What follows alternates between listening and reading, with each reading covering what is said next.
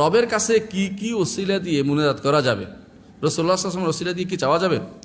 রবের কাছে ওসিলা দিয়ে কি কি দিবেন? 3টি ওসিলা দিবেন।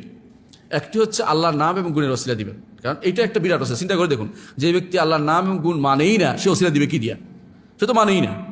আল্লাহর নাম এবং গুণের ওসিলা দিবেন, বুঝছেন? আল্লাহ আপনি রহমান, আমাকে রহমত করুন। আপনি গফুর, ক্ষমাশীল, আমাকে ক্ষমা করুন। এইভাবে বলবেন, মানে নাম ও গুণের ওসিলা দিবেন। দ্বিতীয়ত যেটা করবেন, আপনার ন্যাক আমল, আপনার নিজের ন্যাক আমল। ধরেন আপনি জুমা পড়েছেন, আল্লাহ আমি 2টা সালাত আদায় করেছি, আপনার এইটার ওসিলা আপনি আমাকে দেন, কোনো সমস্যা নেই। আল্লাহ আপনি দান করেছি, আপনি আমাকে দেন। আল্লাহ আমি কোরআন শরীফ পড়েছি, আপনি আমাকে দেন। আপনার জিনিস দিয়ে আপনাকে চাচ্ছি, আল্লাহর কাছে এইভাবে নিজেকে তুলে ধরেন, আল্লাহ তাআলা খুশি হবেন আর আপনাকে দান করবেন। এটা ওসিলা।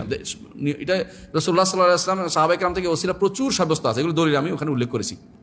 3 নম্বর, আপনি এই যে মজলিসে হাজির হয়েছেন, হাজির হয়ে আপনি একজনের কাছে দোয়া চেয়েছেন, তিনি এবং আপনি নিজের দোয়া করেছেন, এইটার ওসিলা দিতে পারবেন।